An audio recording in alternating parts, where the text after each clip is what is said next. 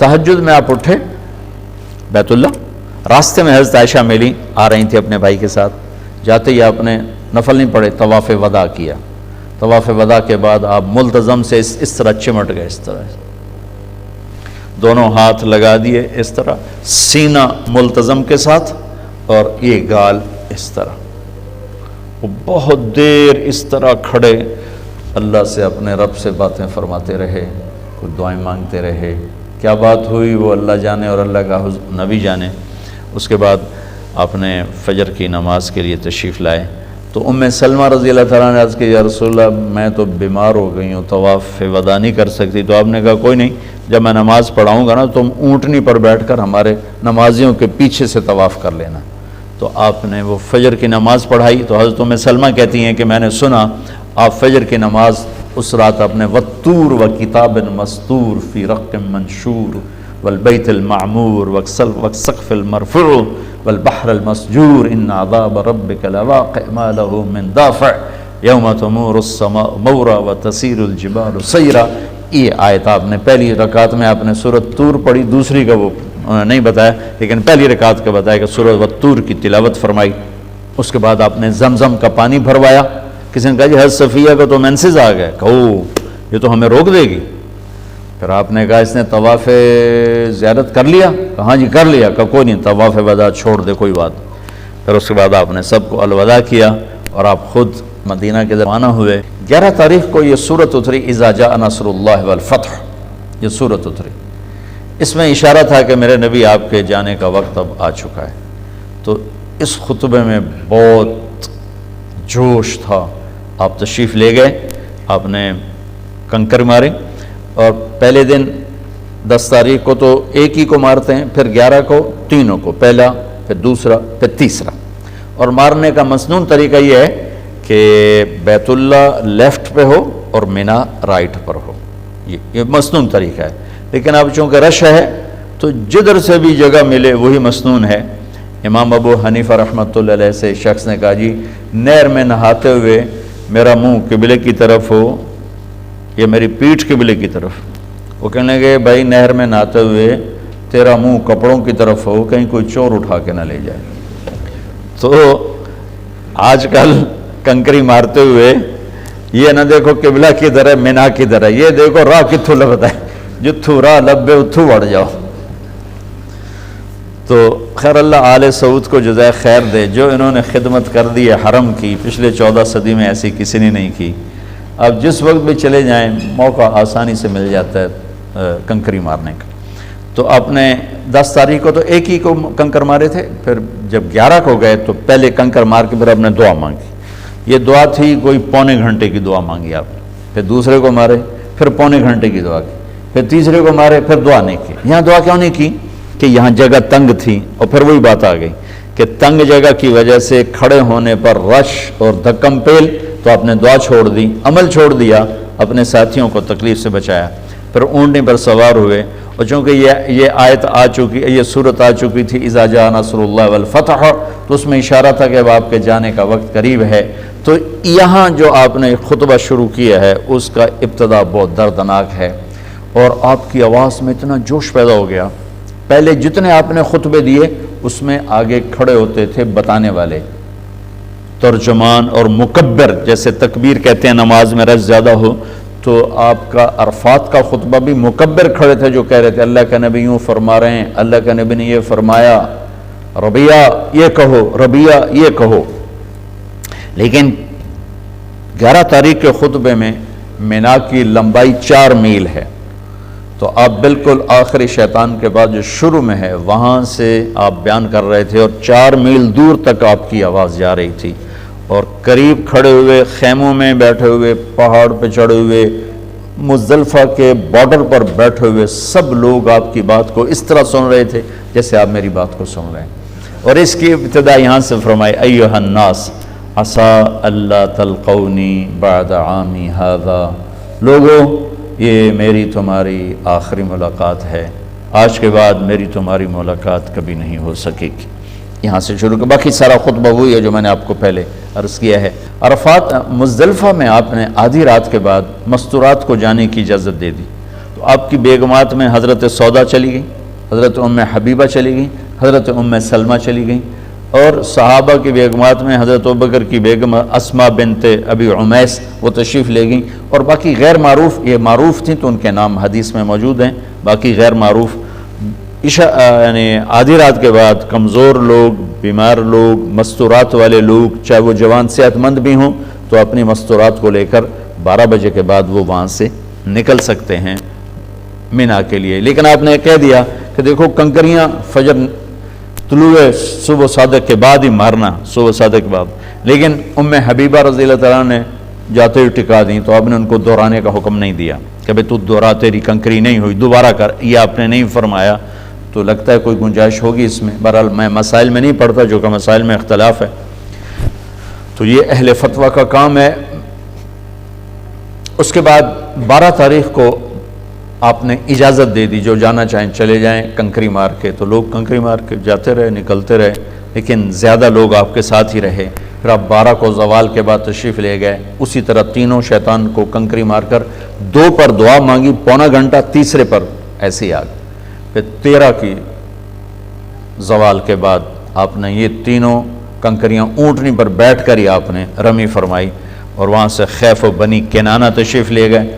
زور، عصر، مغرب، عشاء 4 نمازیں آپ نے وہاں پڑھیں۔ وہاں حضرت عائشہ نے کہا کہ میرا عمرہ رہ گیا تھا، میں نے عمرہ کرنا ہے، تو آپ نے فرمایا تیرا حج ہو گیا؟ کہ نہیں، میری باقی ساری سوکنوں نے کیا ہے، میرا رہتا ہے، میں نے کرنا ہے۔ تو ایک مقابلہ تو ہوتا ہی ہے۔ تو آپ نے حضرت عبد الرحمن بن ابی بکر آپ کے بھائی کو بلا کر کہا کہ جاؤ اپنی بہن کو مسجد عائشہ، جس کو اب ہم کہتے ہیں تنعیم، ہمارے لیے کتنی سہولت اللہ نے کر دی کہ اب آرام سے وہاں جا کے احرام باندھو اور آ جاؤ عمرہ کرنے کے لیے۔ حضرت عائشہ کی برکت سے ہمیں یہ دولت مل گئی ہمیشہ کے لیے۔ تو ان کو بھیجا عمرہ کرا کے، جب آ جاؤ پھر مجھے بتانا۔ تہجد میں آپ اٹھے بیت اللہ، راستے میں حضرت عائشہ ملی، آ رہی تھی اپنے بھائی کے ساتھ، جاتے ہی آپ نے نفل نہیں پڑھے، طواف وداع کیا۔ طواف وداع کے بعد آپ ملتزم سے اس طرح چمٹ گئے، اس طرح دونوں ہاتھ لگا دیے، اس طرح سینہ ملتزم کے ساتھ، اور یہ گال اس طرح۔ وہ بہت دیر اس طرح کھڑے اللہ سے، اپنے رب سے باتیں فرماتے رہے، کچھ دعائیں مانگتے رہے۔ کیا بات ہوئی وہ اللہ جانے اور اللہ کا نبی جانے۔ اس کے بعد آپ نے فجر کی نماز کے لیے تشریف لائے، تو ام سلمہ رضی اللہ تعالیٰ نے عرض کی یا رسول اللہ میں تو بیمار ہو گئی ہوں، طواف وداع نہیں کر سکتی۔ تو آپ نے کہا کوئی نہیں، جب میں نماز پڑھاؤں گا نا تم اونٹنی پر بیٹھ کر ہمارے نمازیوں کے پیچھے سے طواف کر لینا۔ تو آپ نے وہ فجر کی نماز پڑھائی۔ تو حضرت ام سلمہ کہتی ہیں کہ میں نے سنا آپ فجر کی نماز اس رات اپنے والطور وکتاب مستور فی رق منشور والبیت المعمور والسقف المرفوع والبحر المسجور ان عذاب ربک لواقع ما له من دافع یوم تمور السماء مورا وتسیر الجبال سیرا۔ یہ آیت آپ نے پہلی رکعت میں آپ نے سورۃ طور پڑھی، دوسری کا وہ نہیں بتایا، لیکن پہلی رکعت کا بتایا کہ سورۃ والطور کی تلاوت فرمائی۔ اس کے بعد آپ نے زمزم کا پانی بھروایا۔ کسی نے کہا جی حضرت صفیہ کا تو مینسز آ گئے، کہو یہ تو ہمیں روک دے گی۔ پھر آپ نے کہا اس نے طواف زیارت کر لیا؟ کہا ہاں جی کر لیا۔ کہا کوئی نہیں، طواف وداع چھوڑ دے، کوئی بات۔ پھر اس کے بعد آپ نے سب کو الوداع کیا اور آپ خود مدینہ کے در روانہ ہوئے، اور تقریباً آس پاس 22 ذوالحج کو آپ ذوالحلیفہ پہنچے۔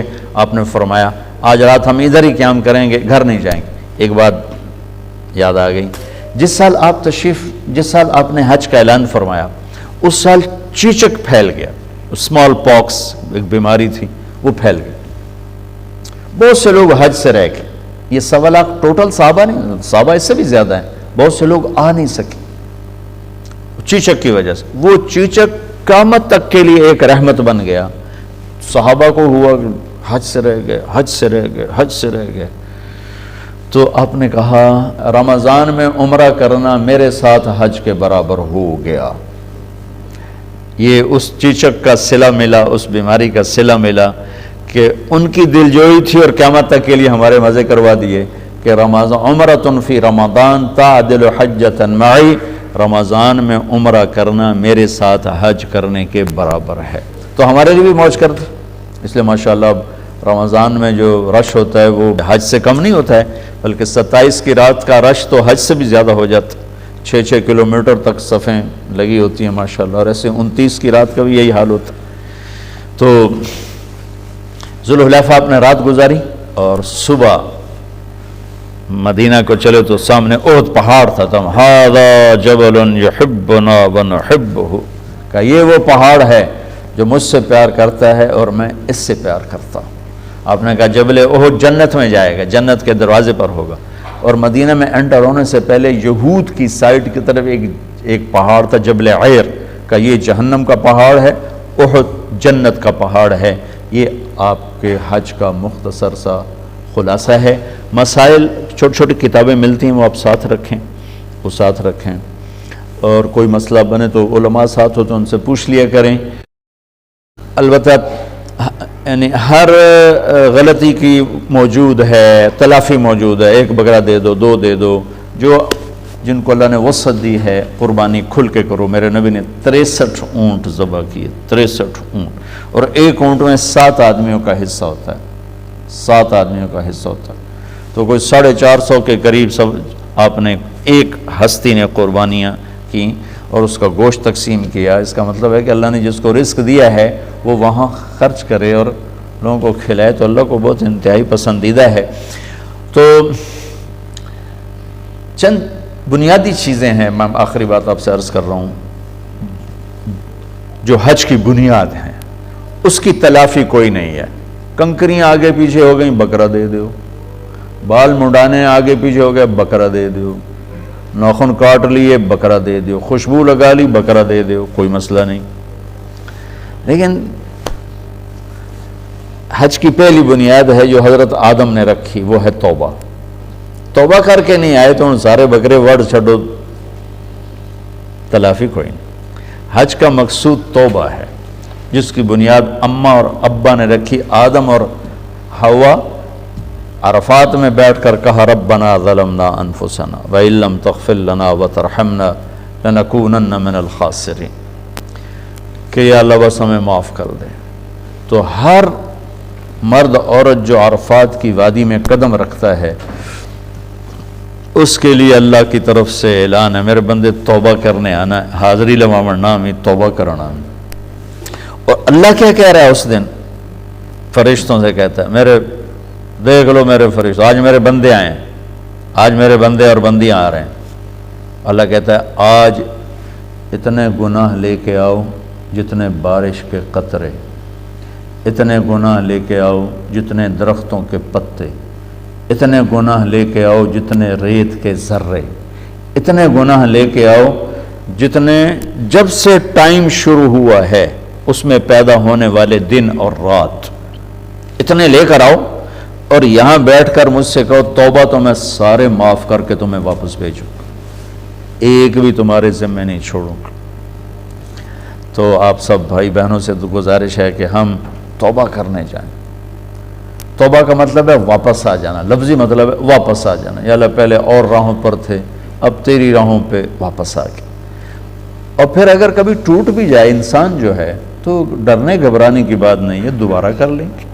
چونکہ معاملہ اللہ کی ذات سے ہے، کوئی پاکستان سے کے بادشاہ سے تو نہیں، یا ہندوستان کے یا ایران کے، امریکہ کے، عرب سے عجب کے بادشاہ نہیں. مطلب ہے کہ انسانوں سے معاملہ نہیں، اللہ سے معاملہ. اور اللہ کو نہ میرے گناہوں کا اثر پڑتا نہ میری نیکی کا اثر پڑتا. میں معاف کرنے میں دیر کیوں کرتا ہوں کہ میرے اوپر سکھیرا صاحب نے جو زیادتی کی اس کا میرے اوپر اثر ہے. جب تک وہ اثر باقی میرا معاف کرنے کو دل نہیں کرتا. اور میرا اللہ کیا کہتا ہے لن تبلغوا نفعی فتنفعونی ولن تبلغوا ضری فتضرونی. پھر بندو تم مجھے نفع دینا چاہو تو تم اس قابل نہیں ہو، نقصان پہنچانا چاہو تو اس قابل نہیں ہو. تم سارے نیک ہو جاؤ تو مجھے فرق نہیں پڑتا، تم سارے بدماش ہو جاؤ مجھے کوئی فرق نہیں پڑتا. لہذا سب سے سوکھا کام ہے اللہ کو منانا، سب سے آسان کام ہے اللہ کو منانا. کائنات میں سب سے آسان ترین اللہ کو منانا ہے. سارے رشتے منانے اوکھے ہیں، اللہ کو منانا 1 سیکنڈ کی بات. دل میں نیت پکی ہو اور زبان یا اللہ آئندہ نہیں کروں گا، معاف کر دو. میرے رب کی قسم اتنے گناہ ہوں کہ زمین سے لے کر آسمان کی چھت تک پہنچے ہوں تو اللہ کہتا جاؤ معاف کر دو، جاؤ معاف کر دو. وہ پوچھتا بھی نہیں، مڑتا نہیں کرے گا. ہم تو پکا کرتے ہیں ہاں بھائی آئندہ تو نہیں کرو گے. وہ پوچھتا بھی نہیں ہاں بھائی ہن کی صلاح ہے، اگاں کی صلاح ہے، کرنا کہ نہیں کرنا؟ جی نہیں کرنے. اچھا جا تا معاف کیتا. یا اللہ معافی مل سکتی؟ کہ یہ کیوں کہ تو مل سکتی، جاؤ میں نے کر دیا. اور دروازے پہ جا کے ٹوٹ گئی توبہ، یہاں سے وہاں 15 فٹ کے فاصلے پر، تو اب کیا ہوگا؟ کہ پھر کر لینا، میں پھر معاف کر دوں. گھر جاتے جاتے پھر ٹوٹ گئی، پھر کیا کروں گا؟ پھر کرنا، میں پھر معاف کر دوں. اگر میں روز توڑوں تو پھر کیا کروں گا؟ پھر کرنا، میں پھر معاف کر دوں گا. میرے نبی نے کہا دن میں 70 دفعہ توبہ ٹوٹے اور تم 70 دفعہ کرو تو اللہ 70 دفعہ تمہیں معاف کرے گا، اور ایک دفعہ بھی برا نہیں منائے گا. کرو صحیح. یہ شیطان چکر دے گا کہ ایسی توبہ دا کی فائدہ، اتھے کرو اتھے توڑ دیو. بڑا فائدہ ہے. کیا پتا درمیانی وقفے میں ہی اللہ بلا لے اور پاک صاف پہنچ جاؤ. میں گیا نواب شاہ، چلا تھا میرا، تو وہاں ایک گھر میں ہم نے وہاں کے وڈیرے کٹھے کی. انہوں نے بتایا یہ ایک وڈیرا آیا ہوا ہے بڑا ظالم اور بہت جابر اور پتہ نہیں کیا کیا. تو بڑی بڑی مونچھیں، بیان میں وہ بیٹھا رو رہا تھا. میں نے توبہ کروائی، میں بیان میں کروا تو اس نے زور سے کہا یا اللہ میری توبہ، یا اللہ میری توبہ، یا اللہ میری توبہ. ڈیرے میں جا کر کہا سائیں اساں توبہ کر لئیے، اور شام کو مر گیا. ساری زندگی گزری کس کام میں، اور موت آئی توبہ کر کے، سب معاف. توبہ بڑا زبردست اللہ نے دروازہ رکھا ہے. نہ عدد کی قید ہے نہ عمر کی قید ہے. ہاں بھائی 60 سال عمر ہو گئی اب توبہ قبول نہیں. ہاں بھائی 1000 دفعہ ٹوٹ گئی اب قبول نہیں. کہتا 1 کروڑ دفعہ توڑ پر کر صحیح معاف. 100 سال کی عمر میں کر صحیح معاف. نہ نظر آئے نہ دکھائی دے، نہ ٹورا جائے نہ اٹھا جائے، لوگ کہیں ہن تیری توبہ دا کی فائدہ، انا ہو گیا ٹوریا جاندہ نہیں، ہن پہ کرے نہ توبہ. میرا لگا آ جا ان کی نہ سنائی تو سب دیوانے مجھے جانتے نہیں. آ جانا تیری اس حال میں بھی معاف کروں گا. نہ کہیں جہاں میں اما ملی، جو اما ملی تو کہاں ملی، میرے جرم خانہ خراب کو تیرے عفو بندہ نواز. بھائیو بہنوں توبہ ضرور کر. اللہ بڑا کریم، بڑا کریم. اس کے معاف کرنے کی کوئی حد نہیں ہے، کوئی حد نہیں ہے. ہمارے گناہوں کی کوئی حیثیت نہیں ہے. ہاں باغی نہ بنے. گناہگار اور چیز ہے، مجرم اور ہے، باغی اور ہے. باغی ہے کیوں جو شراب پیتے کیوں ہے، زنا کیتا تھا کیوں کہ سارے کر دے پھر میں کیتا تھا کیوں ہے. یہ باغی ہے. باغی کا قانون اور ہے اور ملزم کا قانون اور ہے. جی غلطی ہو گئی، کر بیٹھے ہیں جی ہو گئی، یہ اور ہے. میں کی تکی ہو گیا، یہ اور ہے. اللہ کا یہ قانون بھی نہیں کہ شمر اور حسین کو ایک کرسی پہ بٹھا دے. کربلا میں سر کٹانے والے اور ایمان کے سودے کرنے والے اگر ایک ہی جگہ پر بیٹھ جائیں تو پھر تو ساری شریعت کو آگ لگا دو. تو ایک میرے رب کا نظام بھی تو ہے. اگر رات کو ناچنے والی اور رات کو رونے والی کو اس نے ایک کر دینا ہے تو اتنی بڑی شریعت کیوں اتاری؟ حسین اور ابن زیاد کو ایک ہی تخت پہ بٹھانا ہے تو اتنا بڑی کربلائیں کیوں قائم کی؟ تو یہ تصور بڑا غلط ہے. اللہ بڑا غفور الرحیم ہے، آپ پہ معاف کرے گا. ایویں مولوی ڈرائی جان دینا اللہ بڑا غفور الرحیم ہے آپ پہ معاف کرے. آپ پہ تمہاری دکانیں تو کھولتا نہیں، تمہاری فیکٹریاں تو آپ پہ چلتی نہیں، وہاں تو سر پہ بیٹھے ہوئے. تو جنت بھی ایک میرے رب کا نظام ہے، اس کی رضا بھی میرے رب کا ایک نظام ہے. ایک اس کی رحمت ہے جس کو چاہے معاف کرے، ایک اس کا قانون ہے جس میں کھرے کھوٹے کو الگ کرنا ہے. تو ایک عرفات کا سب سے دیکھو میرے نبی نے کوئی نفل نہیں پڑھے، کوئی تلاوت نہیں کی، بس دعائیں مانگتے رہے، 2 نمازیں کٹھی پڑھ کے 2 رکعت. تو عرفات کے سب سے بڑے عمل کوئی مسنون چیز نہیں. اتنے باری اے پڑھو، اتنے باری اے پڑھو، اتنے 100 باری اے پڑھو. تمہارے ندامت کے آنسو ہیں اور تمہاری ٹھنڈی آہیں ہیں. یہی عرفات کا عمل ہے کہ یا اللہ بس جاندی کر، معاف کر، آ گئے ہیں، مہربانی کر، بس کر، معافی دے دے. یہ عرفات کا عمل ہے. مینا کا عمل ہے جو ابراہیم علیہ السلام اور اسماعیل علیہ السلام نے بنیاد رکھی، باب وہ ہے جذبات کی قربانی، اللہ پر جان مال قربان کر دینا، مال کے غلام نہ بننا، جان کے غلام نہ بننا، اللہ کے غلام بننا، جان مانگی جان دے دی، اولاد مانگی اولاد دے دی۔ 2 دفعہ فرشتے روئے ہیں، آسمان کے فرشتے 2 دفعہ روئے ہیں، ایک حدیث میں نے پڑھا۔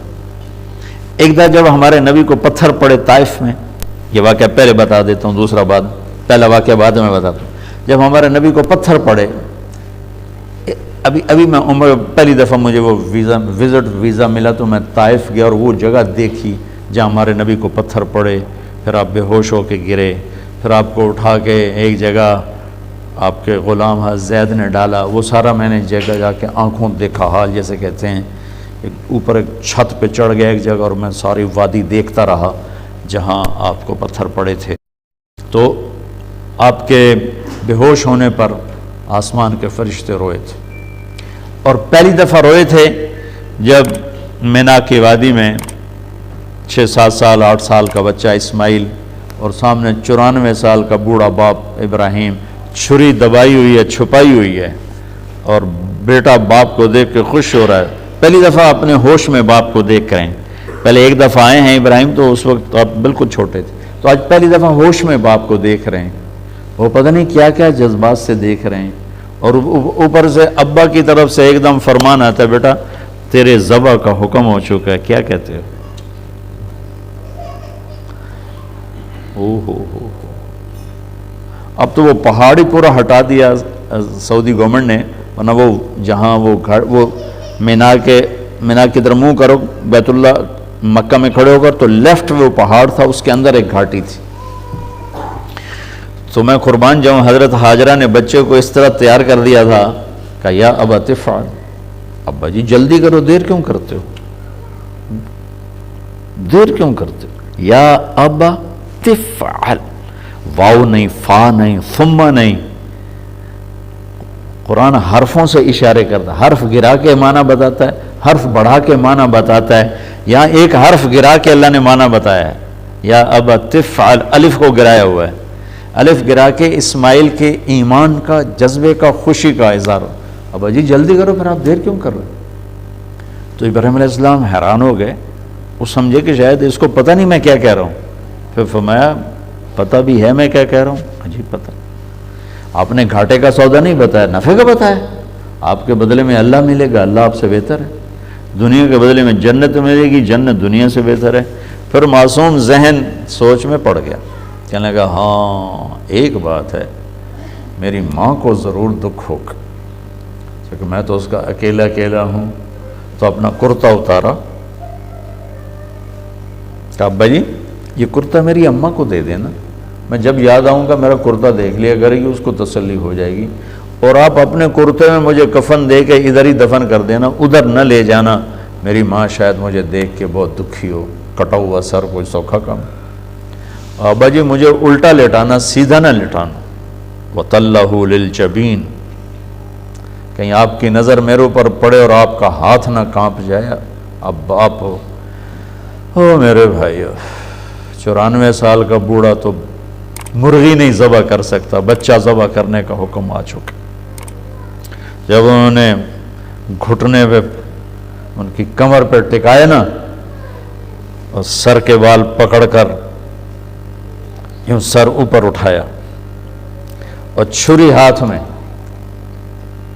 ایک ہاتھ میں سر کے بال، ایک ہاتھ میں چھری، اور یوں آسمان کو دیکھا، اور بچہ نیچے لیٹا پڑا اور چھری یہاں آ چکی ہے، ہاتھ یہاں ہے، تو یوں دیکھا کہ اے اللہ مجھ سے ناراض ہو گئے ہو کہ اسماعیل کی محبت نے میرے دل میں زیادہ جگہ پکڑ لی ہے، ایسی بات نہیں میرے اللہ، میرے دل میں تو ہی تو ہے، اور اگر میرا کوئی امتحان ہے تو مجھے پاس کر دے بس۔ اس پر 7 آسمان کے فرشتوں میں چیخ و پکار مچ گئی، چلا دی چھری، آسمان سے حکم آ گیا نہیں چل سکتی، سٹاپ، فل سٹاپ۔ دوسری بنیاد ہے کہ ہر حاجی سیکھ کر آئے کہ یا اللہ تیرے اوپر کس طرح سب کچھ لگانا ہے، بچانا نہیں لگانا ہے. جھگی پھونک تماشا ویک. لگانے کا مزہ بہت اعلیٰ ہے بچانے سے. اور ایک ہے مال لگانا، وہ تو بڑے سخی موجود ہے. ایک ہے جذبات قربان کرنا جو باپ بیٹے نے کیے، جذبات کی قربانی، احساسات کو کچل دینا. یہ کروڑوں روپے خرچ کرنے سے زیادہ مشکل سخاوت، بہت بڑی سخاوت ہے اپنے احساسات و جذبات کو اللہ پہ قربان کر دینا. عمر بن عبدالعزیز، ان کی بیگم کی ایک باندی تھی، اس سے وہ بہت پیار کرتے تھے اور اپنی بیگم سے کہتے مجھے یہ ہدیہ کر دو.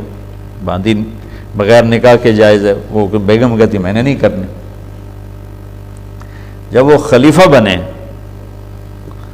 تو ان کی بیگم نے اس باندی کو تیار کیا، دلہن بنایا اور حضرت عمر کی خدمت میں پیش کیا کہ پہلے میں آپ کو انکار کرتی تھی، آج آپ کو میں گفٹ کرتی ہوں.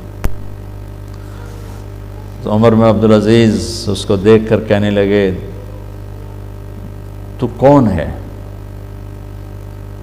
فلاں ہوں. کہاں سے آئی؟ کہ میں موصل سے لائی. تیرا مالک کون تھا؟ فلاں تھا. زبردستی لایا گیا تجھے؟ کا زبردستی لایا گیا. حکم دیا اس کو اس کے مالک کے پاس واپس بھیج دیا جائے. وہ کہنے لگی این وجدو کا یا امیر المومنین، امیر المومنین وہ آپ کا عشق کہاں گیا جو میرے ساتھ تھا؟ کہا وہ اس وقت پہلے سے دگنا ہے لیکن تجھے اللہ کے حکم پہ قربان کرتا کہ اب میں عدل کی کرسی پر بیٹھا ہوں، اب میں نے عدل کو زندہ کرنا ہے، جذبے کو نہیں.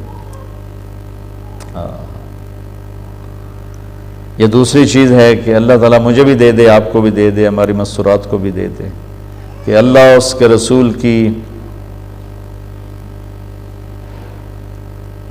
رضا کے سامنے اپنے جذبات کو کچلنا. تیسری چیز جو ہمیں ملی وہ جناب رسول اللہ صلی اللہ علیہ وسلم سے دعوت کی ذمہ داری ملی، تبلیغ کی ذمہ داری ملی، جو آپ نے منا میں 2 دن 10 اور 11 کو کہا فَلْيُبَلِّغِ الشَّاهِدُ الْغَائِبُ، میرا پیغام آنا تمہارے ذمہ ہے.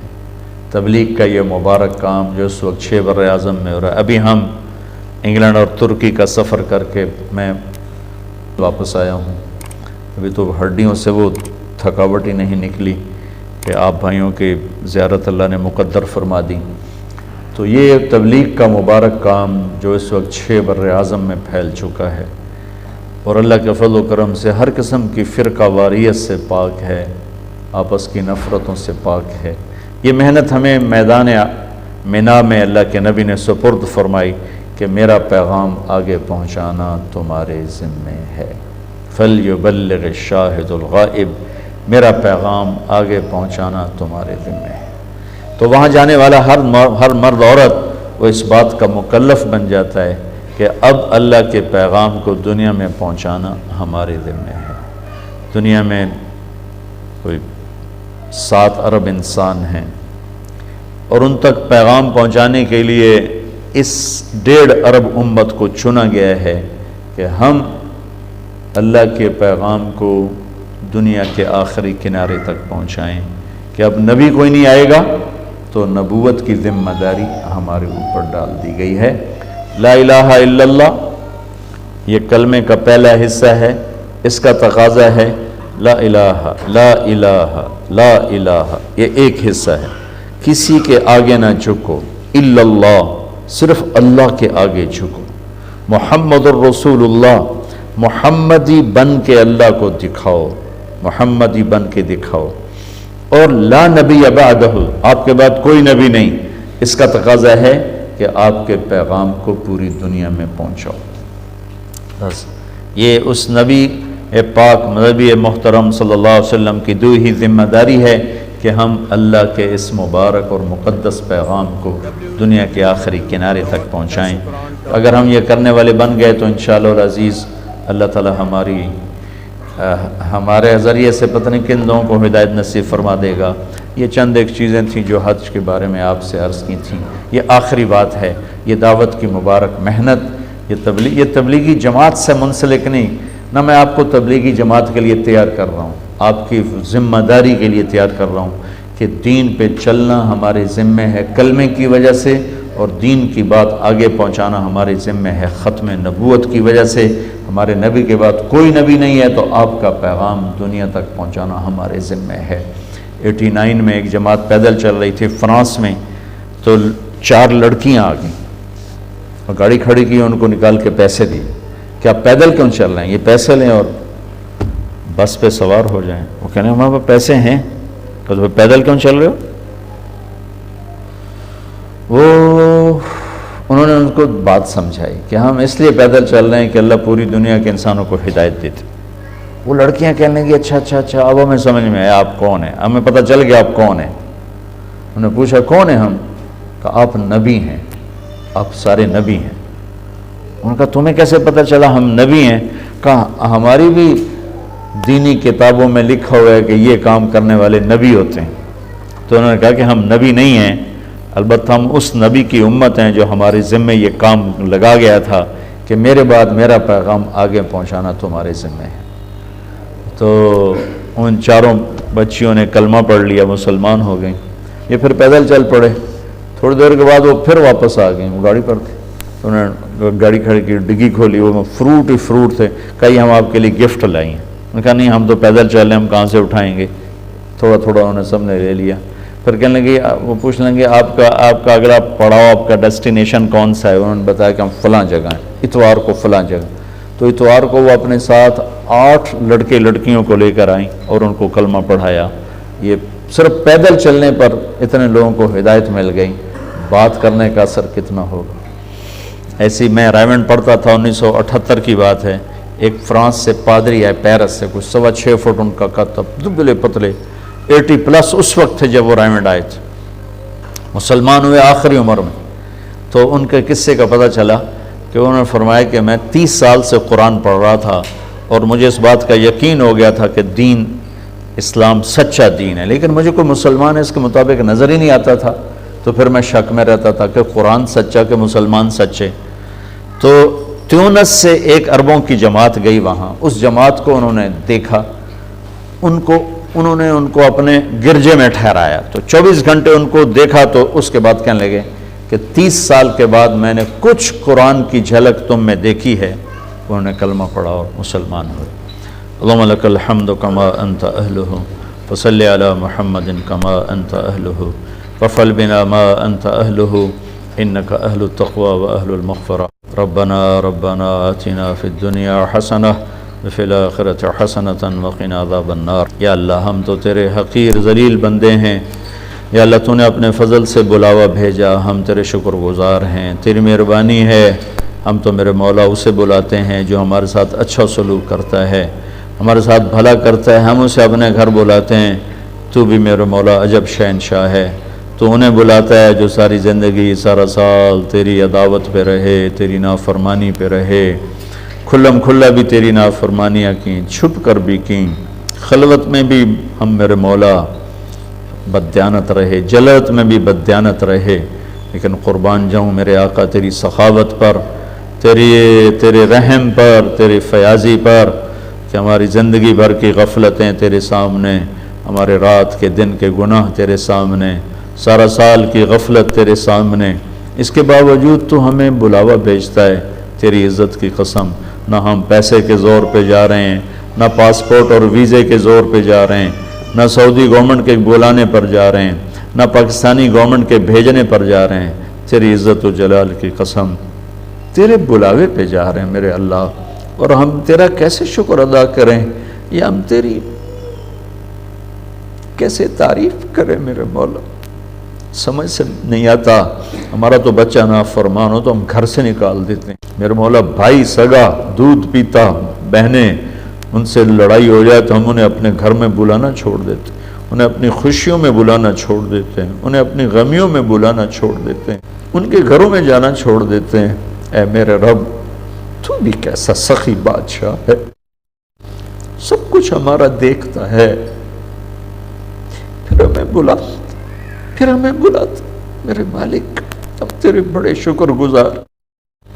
تیری بڑی مہربانی میرے مالک، تیرا بڑا احسان ہے میرے آقا، عجب تیری شہنشاہی ہے، عجب تیری سخاوت ہے، عجب تیری عطا ہے میرے مالک۔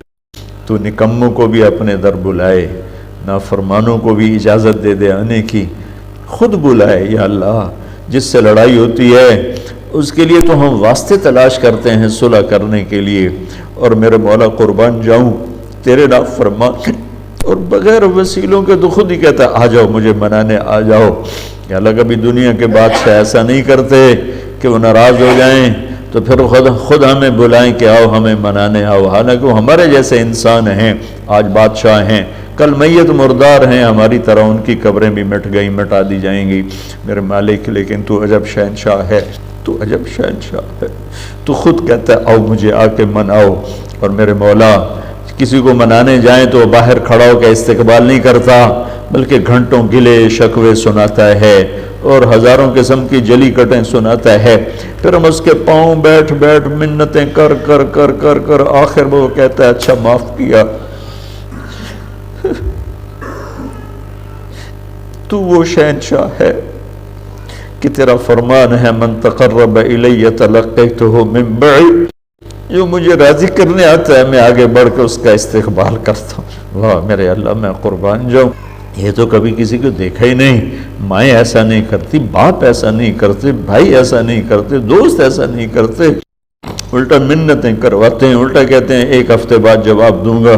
تو ایسا شہنشاہ ہے کہ ساری کائنات تیرے سجدے میں پڑی، ہر فرشتہ تیرے سجدے میں پڑا ہوا ہے، کائنات کا چپا چپا تیری تسبیح پڑھتا ہے، سبح للہ ما فی السماوات والارض، ذرہ ذرہ قطرہ قطرہ تیری تسبیح، تیرے سجدے، تیری بندگیاں، تو ہے ہی بے نیاز۔